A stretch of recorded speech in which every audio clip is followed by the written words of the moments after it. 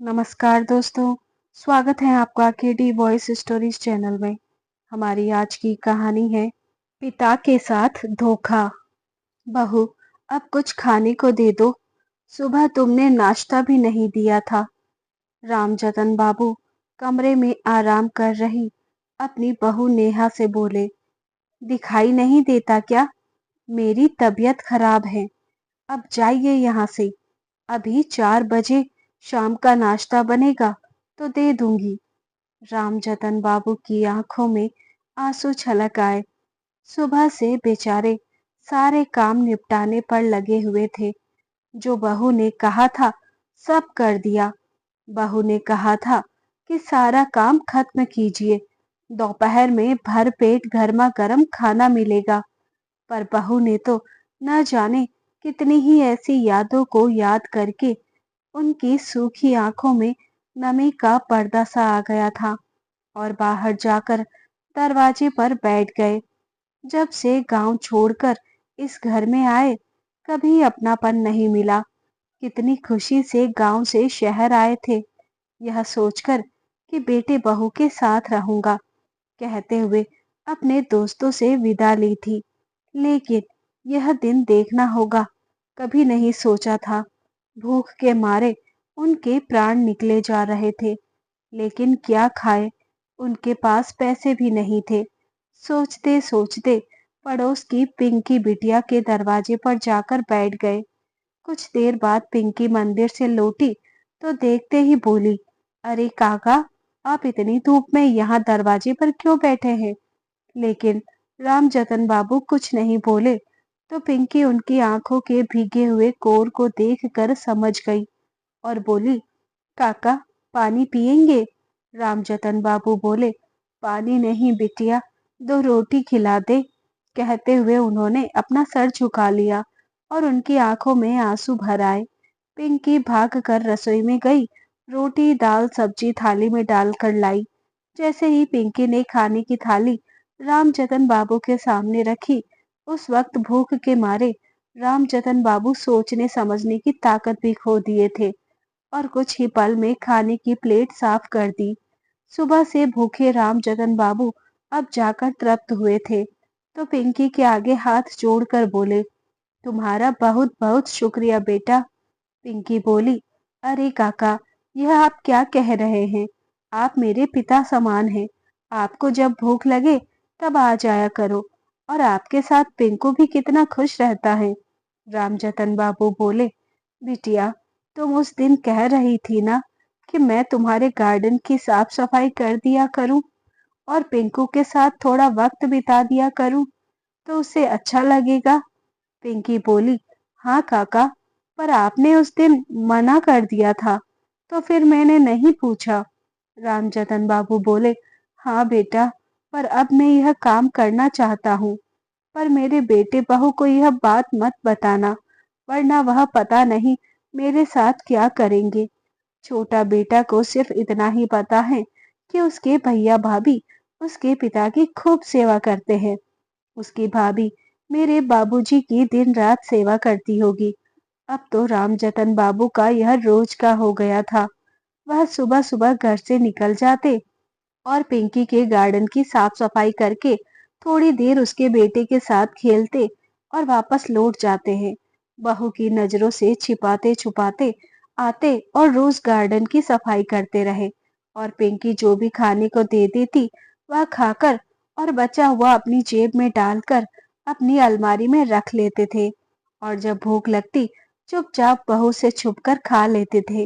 एक दिन रामचतन बाबू पिंकी के गार्डन की सफाई करने जा रहे थे कि आज उनका छोटा बेटा अचानक ही उनसे मिलने आ पहुंचा। जब उसने रास्ते में पिंकी के गार्डन में पिता को झाड़ू लगाते देखा तो उसके पैरों तले जमीन सरक गई। उसे विश्वास ही नहीं हो रहा था कि उसके पिता एक नौकरों की तरह दूसरे के घर में काम कर रहे हैं। बाबूजी, आप यहाँ? रामजतन बाबू ने जैसे ही नजर उठाकर देखा, सामने बेटे को देखकर उनके हाथ से झाड़ू छूटकर जमीन पर गिर पड़ी और उनकी आंखों के कोर गीले हो गए। उसने दौड़कर अपने बाबूजी को गले से लगा लिया। बाबूजी, आपकी यह हालत कैसे हो गई? बेटे के मुंह से इतना सुनते ही रामजतन बाबू छोटे बच्चों की तरह फूट फूट कर रोने लगे। बेटा बोला, बाबूजी, जब भी मैं पूछता था तो आप हमेशा यही बोलते थे कि भाभी आपका बहुत ख्याल रखती है, पर मुझे तो यहाँ कुछ ऐसा नजर नहीं आ रहा। अमित की दोनों बेटियां भी दादा दादा करके रामजतन बाबू से लिपट गई। रामजतन बाबू ने दोनों बच्चियों को अपने सीने से लगा लिया। अमित बाबूजी के साथ भैया भाभी के घर लौटा तो नेहा हॉल में बैठकर आराम से टीवी देखते हुए पिज्जा खा रही थी। अमित को सामने देखकर नेहा सकपकाते हुए बोली, अरे देवर जी, आप कब आए? आज अचानक बिना बताए कैसे आ गए? अमित बोला, क्यों भाभी, क्या मैं अपने घर अपने बाबूजी से मिलने नहीं आ सकता? और क्या बात है भाभी, वहाँ बाबूजी दो रोटी के लिए लोगों के घरों की साफ सफाई कर रहे हैं और आप यहाँ आराम से बैठकर इस महंगे पिज्जा का मजा ले रही हैं। और भैया कहाँ गए? क्या उनका जमीर मर चुका है? क्या उन्हें अपने पिता का दर्द दिखाई नहीं देता? देवर जी, मेरे घर आकर बड़े बड़े भाषण देने की जरूरत नहीं है। अगर अपने पिता की इतनी ही चिंता है तो इस बुढ़े को यहाँ से ले क्यों नहीं जाते हो? जब हिस्सा बराबर का लेते हो तो हम अकेले इनका बोझ क्यों उठाएं? अमित गुस्से में बोला, खबरदार भाभी, अगर मेरे पिता को बोझ बोला तो।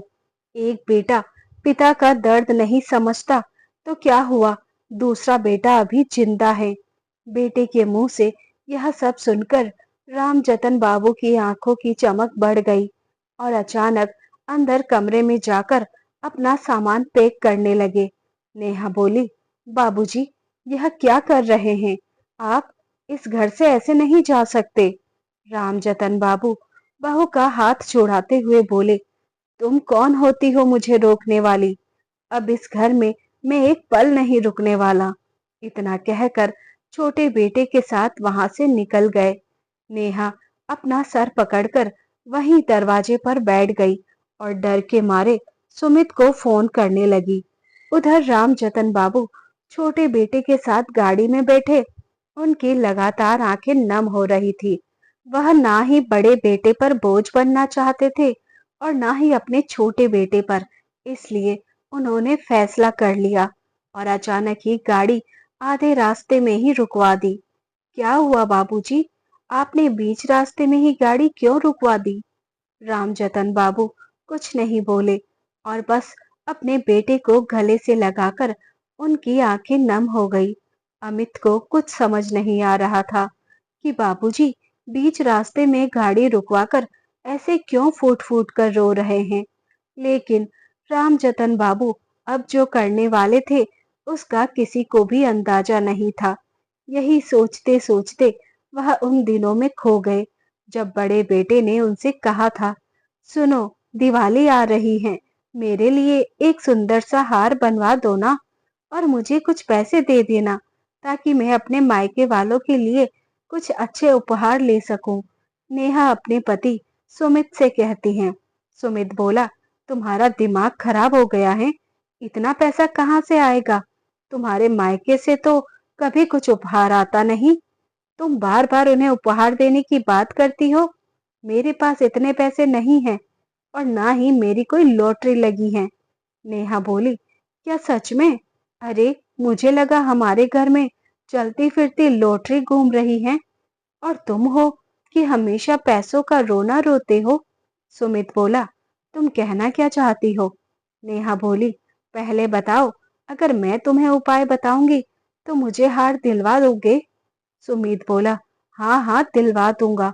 अब बताओ तो। नेहा बोली, तुम्हारे बाबूजी हमारे साथ रहते हैं। ऐसा करते हैं, बाबूजी के पास जाकर अपनी परेशानियों का टोकरा खोल देते हैं। देखना, वह जरूर हमारी मदद करेंगे। और वैसे भी उनके साथ रहने की वजह भी तो यही है। और देवर जी की ऐसी हालत नहीं कि वह उन्हें रख सके। और अब तो तुम्हारी माँ भी नहीं रही जो पैसों का हिसाब रखेगी। क्या कहते हो? सुमित मुस्कुराकर बोला, वाह, क्या दिमाग पाया है तुमने। अब यही करेंगे। फिर क्या था, सुमित अपने पिता रामजतन बाबू के पास गया और बोला, बाबूजी, गुड्डू का एडमिशन दूसरे स्कूल में करवाना होगा, क्योंकि इस स्कूल में पढ़ाई नहीं होती है और लड़का बहुत बिगड़ रहा है, पर समझ में नहीं आता कैसे करवाऊं। रामजतन बाबू बोले, बेटा, आखिर परेशानी क्या है? सुमित ने अपनी ढेर सारी परेशानियां उनके सामने रख दी और कहा, कम से कम 2 लाख रुपए तो एडमिशन में ही लग जाएगा। उसके बाद 3 महीने की फीस, ट्रांसपोर्ट का खर्चा। मेरा तो मन कर रहा है अब उसे उस स्कूल से निकाल कर किसी सरकारी स्कूल में डाल देता हूँ। रामजतन बाबू बोले, पागल हो क्या? दुनिया के बच्चे अच्छी पढ़ाई पढ़ेंगे और मेरा पोता क्यों पीछे होगा? ठीक है, मैं तुम्हें चेक दे देता हूँ और तुम उसका दाखिला अच्छे स्कूल में करवा देना। सुमित खुशी खुशी चेक लेकर मुस्कुराता हुआ चला गया। 70 वर्षीय रामजतन बाबू रिटायर्ड प्रशासनिक अधिकारी और अपने बेटे बहू के साथ अपने ही घर में रहते थे। पत्नी के देहांत को 5 महीने हो गए थे, जिसकी वजह से वह नितांत अकेलापन महसूस करते थे। अक्सर अपने ही कमरे में खुद को कैद करके रामचरितमानस पढ़ते या टीवी देखते और कुछ नहीं तो भगवान का 1001 बार जाप करते। इस तरह से उनका जीवन यापन हो रहा था। रामजतन बाबू को कम से कम 30,000 पेंशन मिल रही थी, जिसमें से 10,000 हर महीने घर चलाने के लिए बेटे बहू को दे देते थे और करीब 15,000 छोटे बेटे को देते थे, क्योंकि वह मजदूरी करता था। वह बचपन से ही पढ़ने लिखने में काफी कमजोर था, इसलिए उसकी कहीं नौकरी नहीं लग पाई। ऊपर से उसकी पत्नी बीच में ही उसका साथ छोड़कर चली गई थी। बेचारा बच्चों की देखभाल भी करता और अपनी नौकरी भी संभालता था। और उसके 2 बेटियां ही थी। शेष राशि बैंक में जमा करके रखते, ताकि उनके मरने के बाद क्रियाकर्म और भोज में काम आ सके और बेटों पर भार ना पड़े। छोटा बेटा अमित अक्सर उन्हें अपने साथ रहने के लिए कहता था।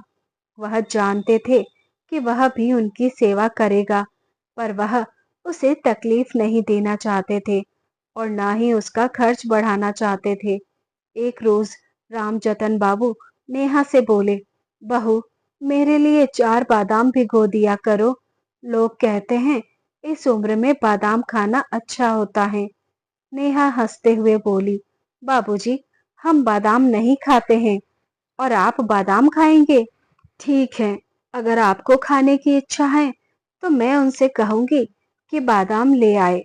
वैसे तो उनकी जेब हमेशा ही खाली रहती है। बात मेरी या बच्चों की होती तब तो वह नहीं लाते, पर आपके लिए कहीं ना कहीं से उपाय तो करेंगे ही। सुबह ऑफिस जाते समय सुमित बोला, बाबूजी, आपको बादाम चाहिए? मैं ऑनलाइन मंगवा देता हूँ, आ जाए तो उसे पैसे दे दीजिएगा। आजकल मेरे पास पैसे ही नहीं रहते हैं, पता नहीं मेरे पैसों को पंख कैसे लग जाता है। अगर आपके पास पैसे हैं तो मैं आज ही मंगा देता हूँ। रामजतन बाबू बहुत दुखी हुए कि घर का सारा खर्चा मैं उठाता हूँ, फिर भी इसके हाथ खाली ही रहते हैं। उन्होंने चुपचाप उसके हाथ में 2,000 का नोट पकड़ा दिया। सुमित और नेहा उनकी देखभाल में बहुत कटौती करते थे, लेकिन जब साथ रहते हैं तो छोटी मोटी बातों को वह नजरअंदाज करते थे। उनको एक बात बहुत खटकती थी कि बेटा अक्सर ऊपरी खर्चों के लिए भी उनके सामने हाथ फैला देता है और जब वह अपनी जरूरत का कुछ सामान लाने के लिए कहते हैं तभी पैसा मांग लेता है। सुमित और उसकी पत्नी की इस आदत से वह बहुत दुखी हो जाते थे। एक रोज वह अपने पुराने मित्र मोहन बाबू से बात कर रहे थे और कह रहे थे कि इतनी बड़ी रकम देता हूँ, फिर भी यह लोग पैसे के गजब लोभी हैं। खैर, क्या कर सकते हैं, रहना तो आखिर मुझे इनके साथ ही है, इसलिए खून का घूंट पीकर रह जाता हूँ। मोहन बाबू बोले, नहीं मित्र, ऐसा नहीं है। ऐसे बच्चों की आदत कभी नहीं जाती है। वो तुम्हारे साथ पिता के नाते नहीं बल्कि लोभ के लिए तुम्हारे साथ रह रहा है। और देखना, एक ना एक दिन उसका लोभ तुम्हारे सामने आ जाएगा। बेहतर होगा अपने लिए कुछ फैसला लो। एक रोज रामजतन बाबू का चश्मा टूट गया तो वह सुमित को बोले, बेटा सुमित, मेरा चश्मा बनवा कर ला दो। इसके बिना तो मैं अखबार भी नहीं पढ़ सकता और रात होते होते दिखाई नहीं देता, ना के बराबर हो जाता है। सुमित बोला, बाबूजी, आज तो बिल्कुल फुर्सत नहीं है। तभी नेहा सुमित को आवाज लगाकर कमरे में बुलाए और बोली कि याद नहीं है, आज फोन के लिए जाना है। चश्मा ले लो, इसी बहाने कुछ खर्चा निकल आएगा। इतने में वह भाग कर पिता के पास आया और बोला, अरे बाबूजी, फुर्सत मिले ना मिले, आप बोल रहे हैं तो मैं फुर्सत निकाल ही लूंगा। और चश्मा लेकर चला गया। रामजतन बाबू हैरान हो गए कि अभी मना कर रहा था और जैसे ही पत्नी ने मंत्र दिया, मान गया। शाम में जब बेटा चश्मा बनवा कर लाया तो चश्मे के साथ 11,000 का बिल भी थमा दिया। बेटे की बदनीयत थी, ये देखकर उनकी आंखों के कोर भीग गए। फिर भी उन्होंने कुछ नहीं कहा और चुपचाप 11,000 रुपए की राशि का चेक बेटे को दे दिया और अपने कमरे में पत्नी की तस्वीर के सामने बैठ गए और बोले, देख रही हो ना, अपने ही बाप के साथ धोखा कर रहा है। तुम क्या गई, सब मुझे ना समझ समझने लगे हैं। आते जाते हर कोई मुझे लूट कर चला जाता है। अब बताओ, इसे कैसे माफ कर दूं? तुम होती तो क्या माफ कर पाती? रामजतन बाबू उदास होकर बैठे थे। तभी उनका 15 साल का पोता दौड़ता हुआ आया। दादाजी, यह देखिए, मेरा नया आईफोन अभी अभी पापा लेकर आए हैं। है ना अच्छा?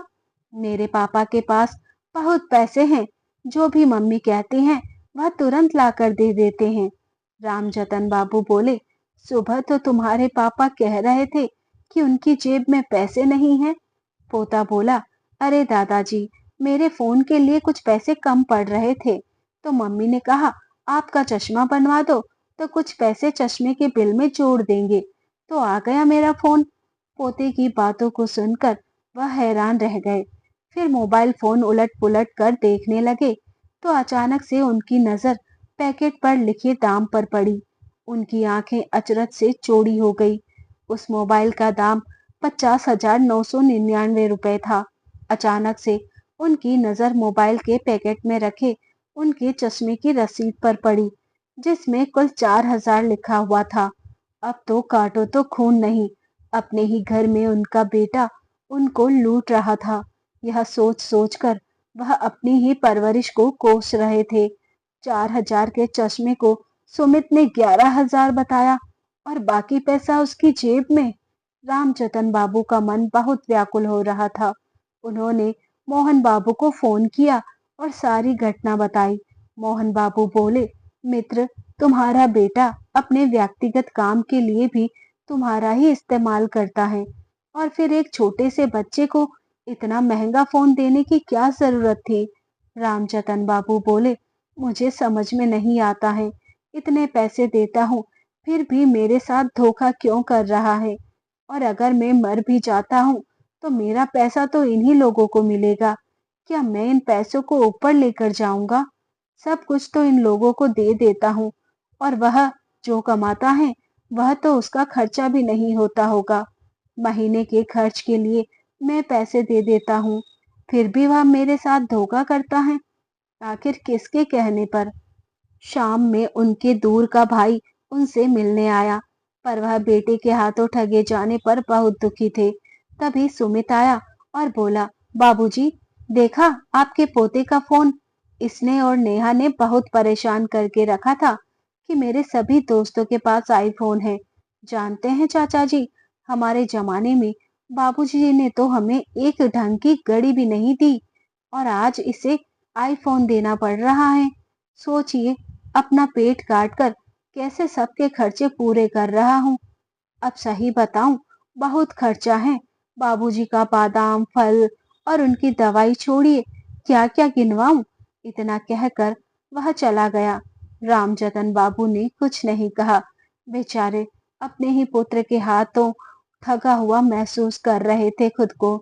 सब कुछ देखकर भी ना बोलना, उनकी भली मानसिकता और उनकी बेबसी का आलम, यह अकेलापन इसी बात को दर्शा रहा था। कुछ देर बाद उनके भाई उनसे मिलकर चले गए। उधर मोहन बाबू रामजतन बाबू के लिए चिंतित थे। उन्होंने फोन किया और बोले, इस संवेदनहीनता वर्तमान के लगभग सभी हिंदुस्तानी परिवारों में वरिष्ठ नागरिक के साथ घट रही है।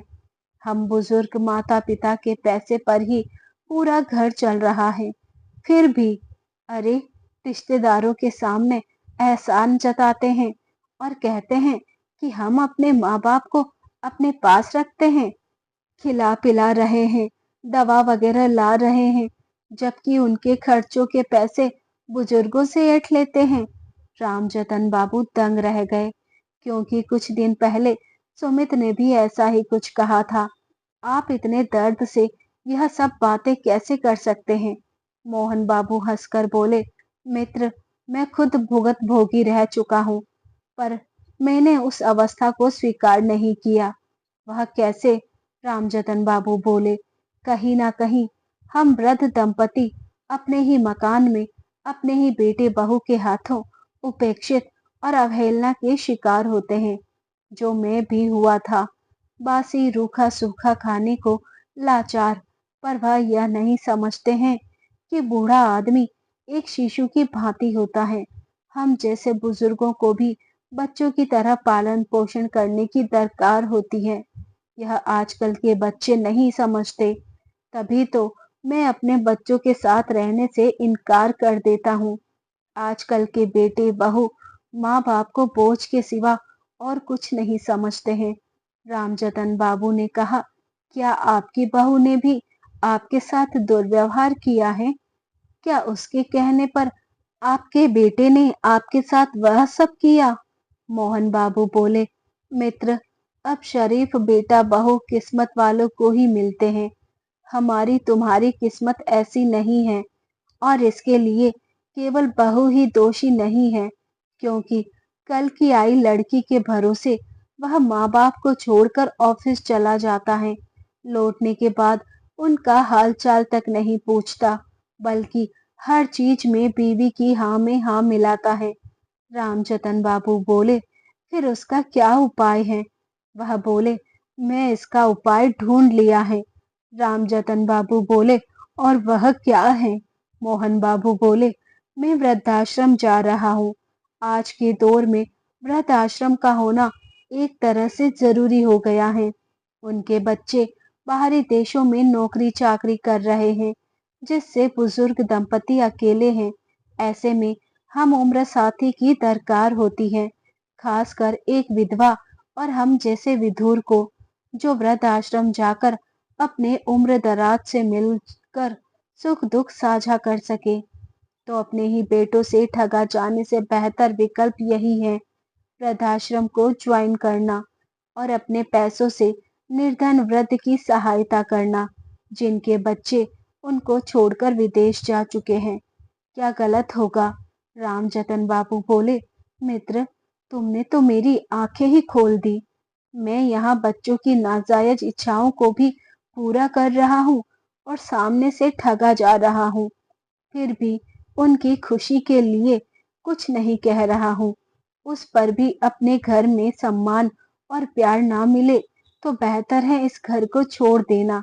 लेकिन रामजतन बाबू की आंखों की तकलीफ अब बढ़ती ही जा रही थी। उन्हें दिन में भी साफ नजर नहीं आता था। तो एक दिन वह बोले, बेटा सुमित, मुझे तुमसे कुछ जरूरी बात करनी है। सुमित बोले, अभी नहीं बाबूजी, मेरे पास फुर्सत नहीं है। मैं दफ्तर से लौट कर आऊंगा, तब आपसे बात करूंगा। रामजतन बाबू सोचने लगे, जब इसे पैसे चाहिए होते हैं तो कैसे फुर्सत निकल आती है, और आज इसे मेरी बात सुनने के लिए भी वक्त नहीं है। वह नेहा से बोले, बहू, क्या तुम डॉक्टर के पास ले चलोगी मुझे? मुझे साफ नहीं दिखाई देता है, लगता है आंखें बनवानी पड़ेगी। नेहा बोली, हाय हाय बाबूजी, इसमें तो बहुत खर्चा हो जाएगा। सारा पैसा आप पर ही खर्च हो जाएगा, तो घर खर्च कैसे चलेगा? और बाबूजी, आपको कौन सा दफ्तर जाना होता है? घर पर ही तो रहते हो, खाना और सोना, और कोई काम तो है नहीं आपके पास, फिर क्यों इतना खर्चा करना। इतना कहकर नेहा वहां से चली गई। बेटे को जब सारी बात पता चली तो बेटा बोला, बाबूजी, आपने पहले क्यों नहीं बताया कि आपको दिखाई देने में ज्यादा परेशानी होती है। चलिए, मैं आपकी आंखें चेक करवा कर लाता हूँ। डॉक्टर ने रामजतन बाबू की आंखों का ऑपरेशन बोल दिया था। तो बेटे ने यह कहकर पिता से सारे कागजात पर साइन करवा लिए कि आपको बार बार साइन करने में तकलीफ होगी, तो बेहतर है आप पहले ही सब इंतजाम कर दीजिए। 2 दिन बाद रामजतन बाबू की आंखों का ऑपरेशन था। सुबह सुबह रामजतन बाबू तैयार हो रहे थे कि तभी बेटा आया और बोला, बाबूजी, अभी अभी डॉक्टर का फोन आया था, उनकी पत्नी की मृत्यु हो गई है, तो वह अभी 15 दिन इस शहर में नहीं है, बस कुछ दिन और, फिर कोई टेंशन नहीं है। इतना कहकर वहां से चला गया। रामजतन बाबू की हालत अब तो पद से बदतर होने लगी थी। ना उन्हें खाने को दिया जाता था, ना दवाई गोली को कोई पूछता। तो रामजतन बाबू ने लोगों के घरों में उनके पार्क की साफ सफाई का काम ले लिया था। बेचारे सुबह सुबह बेटे बहू से छिपकर काम करके अपना पेट भर रहे थे, मगर आज जब छोटे बेटे ने उनकी ऐसी हालत देखी तो उसकी आंखों से झरझर आंसू बहने लगे। रामजतन बाबू ख्यालों से बाहर आए। वह अपने कमरे में गए और अपना सामान समेटने लगे। तभी नेहा आई। बाबूजी, कहाँ जा रहे हैं? देखिए, 1 तारीख हो गई है और आपके बेटे ने मेरे हाथ में घर खर्च के लिए पैसे नहीं दिए हैं। आपके पास अगर 5,000 रुपए हैं तो मुझे दे दीजिए। काम वाले, दूध वाली सबको पैसे देने हैं। मुझसे दूध नहीं आएगा तो आप चाय कैसे पियेंगे? रामजतन बाबू बोले, बहू, मैंने चाय पीना छोड़ दिया है और सुमित जब दफ्तर से लौट कर आए तो उससे ही पैसे ले लेना, मेरे पास पैसे नहीं है। इतना कहकर वह सामान समेटने लगे। नेहा बोली, आप सामान क्यों समेट रहे हैं? कहीं जा रहे हैं? अब मेरा इस घर में मन नहीं लग रहा है, तो मैं अपने रहने का इंतजाम कहीं और कर लिया हूँ। उसके भाई ने उसे फोन करके बता दिया है सब, पर कोई बात नहीं, मैं भी तुम्हें कह देता हूँ। वैसे भी जब तक तुम चाबी नहीं देती हो, वह चलता कहाँ है। 2 महीने का वक्त है, तुम लोग अपने लिए घर देख लेना, क्योंकि उसके बाद इस मकान का खरीदार इसमें रहने के लिए आ जाएगा। नेहा बोली, आप ऐसा कैसे कर सकते हैं? यह घर हमारा भी तो है। वह बोले, किसने कहा? यह मकान मैंने अपने पैसे से बनवाया था, तो मैं इसे बेचने का फैसला कर लिया है और मेरे फैसले को अब कोई नहीं बदल सकता। इतना कहकर उन्होंने अपना सारा सामान उठाया, पत्नी की तस्वीर ली और छोटे बेटे के साथ घर से निकल गए। पीछे से नेहा आवाज लगाती रह गई, पर उन्होंने उसकी एक नहीं सुनी। रामजतन बाबू एक वृद्ध आश्रम के पास जाकर बेटे से बोले, बेटा, मुझे यहीं उतार दो, मेरी मंजिल यही है। बेटा आश्चर्य से बोला, पर पापा, आप तो मेरे साथ चलने वाले हैं, क्या आपको अपने बेटे पर भरोसा नहीं है? मैं आपका पूरा ध्यान रखूंगा। रामजतन बाबू बोले, बेटा, मैं तुम पर बोझ नहीं बनना चाहता, बस तुम हर महीने मुझसे मिलने आते रहना और आगे तुम अब कोई जिद नहीं करोगे, तुम्हें मेरी कसम है। पिता के मुंह से यह सब सुनकर बेटी की आंखें भर आई। वह पिता को लेकर अंदर गया, जहां मोहन बाबू पहले से ही मौजूद थे। बेटा बोला, चाचा जी, आप मेरे पिता का ध्यान रखिएगा, मैं बहुत जल्द अपने पिता को लेने वापस आऊंगा। उसकी आंखें भर आई और पिता को एक बार गले से लगाकर भारी कदमों से वहां से चला गया। उधर नेहा तुरंत सुमित को फोन किया और सारी बात बताई। सुमित भागा भागा दफ्तर से लौटा। घर आकर उसने पिता को फोन लगाया और बोला, आप ऐसा कैसे कर सकते हैं? पहले यह बताइए, आप है कहाँ? मैं अभी आपसे मिलने आता हूँ। रामजतन बाबू बोले, मिलने से कोई फायदा नहीं होगा, फिर भी तुम आना चाहते हो तो मैं तुम्हें अपना पता बता देता हूँ। इतना कहकर उन्होंने अपना पता सुमित को व्हाट्सएप कर दिया। कुछ घंटे में वह आश्रम पहुंचा। चुपचाप अकेले रहने वाले रामजतन बाबू बुजुर्गों की भीड़ में हंसी ठहाके लगा रहे थे। सुमित जाकर बोला, हमें परेशानी में डालकर आप यहाँ ठहाका लगा रहे हैं। आखिर आपने हमारे साथ ऐसा धोखा क्यों किया? रामजतन बाबू मोहन बाबू की तरफ देख कर बोले, सुन रहे हैं ना मोहन बाबू, मैं इसके साथ धोखा किया जो हर महीने मेरे साथ धोखा करता है। आज वह मुझसे पूछ रहा है। अरे बेशरम, अपने गिरेबान में झांक कर देखो। तुम हर महीने किसी न किसी बहाने अपने बाप को ठगते आए हो। अगर उसका हिसाब लेने लगा तो तुम पर कर्ज चढ़ जाएगा। तो जाओ, 2 महीने का वक्त है, सामान समेटो और मेरा घर खाली करो। सुमित के बार बार पूछने पर रामजतन बाबू ने जब उसका काला चिट्ठा सबके सामने खोल दिया तो उसकी नजरें झुक गई। रामजतन बाबू ने उसके सामने आश्रम के मैनेजर को कहा, यह आदमी दोबारा कभी मिलने आए तो इसे गेट से बाहर ही चलता कर देना। और 2 महीने बाद उस मकान को भी खाली करना पड़ा। आखिरकार लालच का घड़ा टूट गया और सारी सच्चाई सबके सामने आ गई। पिंकी को जब पता चला कि रामजतन बाबू वृद्ध आश्रम चले गए हैं तो उसे बहुत दुख हुआ।